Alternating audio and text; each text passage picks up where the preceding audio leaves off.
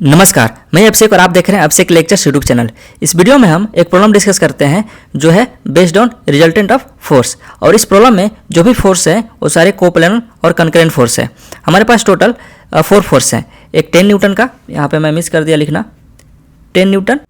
और ये चारों फोर्स का हमें मैग्नीट्यूड फाइंड करना है, डायरेक्शन फाइंड करना है और वो जो रिजल्टेंट होगा उसका पोजीशन क्या होगा।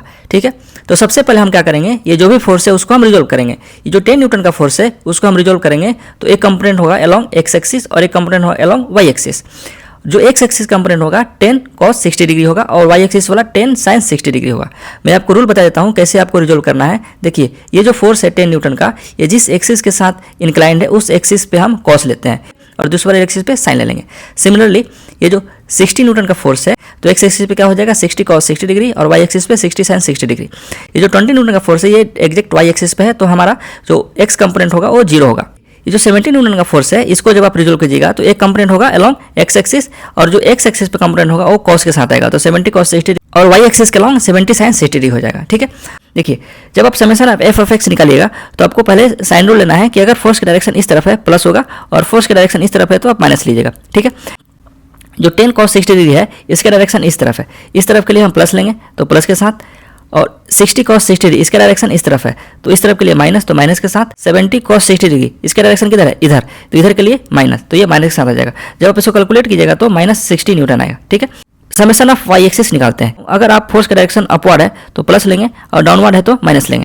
ये जो 10 sin 60 डिग्री है ये अपवर्ड है, अपवर्ड के लिए हम प्लस लेंगे तो ये प्लस के साथ आएगा। 20 न्यूटन ये अपवर्ड है, अपवर्ड के साथ क्या आएगा प्लस आएगा। ये 60 sin 60 डिग्री है तो ये अपवर्ड है, अपवर्ड के साथ प्लस आएगा। और ये 70 sin 60 डिग्री तो 70 sin 60 डाउनवर्ड है तो डाउनवर्ड के क्या है माइनस के साथ, ये माइनस के साथ आएगा। जब आप इसको कैलकुलेट कीजिएगा तो 20 न्यूटन आएगा।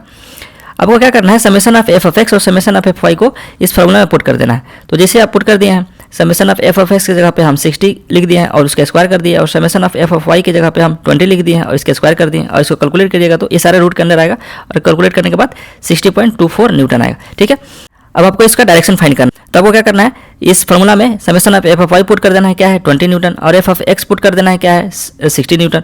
तो आपका थीटा का वैल्यू आ जाएगा, थीटा क्या आएगा 18.43 डिग्री। ठीक है, अगर summation of F of X और summation of F of Y दोनों पॉजिटिव है तो आपका रिजल्टेंट फर्स्ट क्वाड्रेंट में लाई करेगा। अगर summation of F of X negative है, summation of F of Y positive है तो ये सेकंड क्वाड्रेंट में लाई करेगा।